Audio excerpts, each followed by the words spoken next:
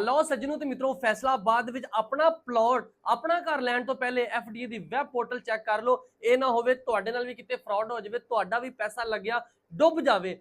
ਅੱਜ ਵੀ ਐਫਡੀਏ ਨੇ ਕਾਰਵਾਈ ਕਰਦੇ ਹੋਏ ਸੁਸਾਇਟੀ ਨੂੰ ਸੀਲ ਕਰ ਦਿੱਤਾ ਗਿਆ ਔਰ ਉੱਥੇ ਨਾ ਕੋਈ ਪਲਾਟ ਤਮੀਰ ਹੋਣਾ ਵਾ, ਨਾ ਉੱਥੇ ਕੋਈ ਘਰ ਬਣਨਾ ਵਾ, ਨਾ ਹੀ ਉੱਥੇ ਸੜਕਾਂ ਬਣਨੀਆਂ, ਨਾ ਹੀ ਗਟਰਾਂ ਦੀ ਲਾਈਨ ਉੱਥੇ ਪੈਣੀ ਆ, ਕਿਉਂਕਿ ਐਫਡੀਏ ਤੋਂ ਅਪਰੂਵਡ ਨਹੀਂ ਹੈ। ਐਫਡੀਏ ਬਕਾਇਦਾ ਕਹਿੰਦਾ ਵਾ ਜਦੋਂ ਤੁਸੀਂ ਆਪਣਾ ਪੈਸਾ ਲਾਣਾ ਵਾ, ਐਫਡੀਏ ਦੀ ਵੈਬ ਪੋਰਟਲ ਦੇਖਣੀ ਆ, ਉਤੋਂ ਵੇਖ ਕੇ ਪੈਸਾ ਲਾਣਾ, ਨਹੀਂ ਤੇ ਮੇਰੇ ਅਕਾਊਂਟ ਤੇ ਤੁਸੀਂ ਹਰ ਇੱਕ ਫੈਸਲਾਬਾਦ ਦੀ ਸੁਸਾਇਟੀ ਦੀ ਵੀਡੀਓ ਦੇਖੋਗੇ ਜਿਹਦੇ ਵਿੱਚ ਤੁਸੀਂ ਪੈਸਾ ਲਾ ਸਕਦੇ ਜੇ ਔਰ ਜਿਹਦੇ ਵਿੱਚ ਤੁਸੀਂ ਪੈਸਾ ਨਹੀਂ ਲਾਣਾ। ਤੇ ਅੱਜ ਗੱਲ ਕਰਦੇ ਹਾਂ ਫੈਸਲਾਬਾਦ ਦੇ ਵਿੱਚ ਚੱਕ ਨੰਬਰ 100 ਜਿੰਬੇ ਦੇ ਵਿੱਚ ਗੈਰ ਕਾਨੂੰਨੀ ਅਦਨਾਨ ਗਾਰਡਨ ਨੂੰ ਜਿਹੜਾ ਕਿ ਐਫਡੀਏ ਨੇ ਸੀਲ ਕਰ ਦਿੱਤਾ ਗਿਆ। ਇਹਦੇ ਨਾਲ ਜਨਾਬ 219 ਦੇ ਵਿੱਚ ਅਜ਼ਾਫੀ ਆਬਾਦੀ ਸੀ, ਉਹਨੂੰ ਵੀ ਸੀਲ ਕਰ ਦਿੱਤਾ ਗਿਆ। ਬਕਾਇਦਾ ਲੋਕਾਂ ਨੂੰ ਦੱਸਿਆ ਗਿਆ ਕਿ ਤੁਸੀਂ ਇਹਦੇ ਵਿੱਚ ਆਪਣਾ ਪੈਸਾ ਨਹੀਂ ਲਾਣਾ। ਜੇ ਤੁਸੀਂ ਪੈਸਾ ਲਾਓਗੇ ਤੁਹਾਡਾ ਪੈਸਾ ਡੁੱਬ ਜਾਏਗਾ, ਕਿਉਂਕਿ ਇਹ ਐਫਡੀਏ ਤੋਂ ਹਾਲੇ ਅਪਰੂਵ ਨਹੀਂ ਹੈ। ਜਦੋਂ ਅਪਰੂਵਡ ਹੋਣਗੀਆਂ ਤੁਸੀਂ ਉਦੋਂ ਪੈਸਾ ਲਾਓ, ਜਿੰਨਾ ਮਰਜ਼ੀ ਲਾਓ। ਲੇਕਿਨ ਜਿਹੜੇ ਇਹਨਾਂ ਦੇ ਡਿਵੈਲਪਰ ਹਜ਼ਰਾਤ ਆ ਉਹਨਾਂ ਨੂੰ ਵੀ ਐਫਡੀਏ ਨੇ ਕਿਹਾ ਗਿਆ ਕਿ ਤੁਸੀਂ ਆਪਣੇ ਜਿਹੜੇ ਕਾਇਦੇ ਕਾਨੂੰਨ ਦੇ ਮੁਤਾਬਕ ਆਪਣੀ ਐਫਡੀਏ ਨੂੰ ਪਹਿਲੇ ਐਫਡੀਏ ਤੋਂ ਅਪਰੂਵ ਕਰਾਓ ਸੁਸਾਇਟੀ ਨੂੰ,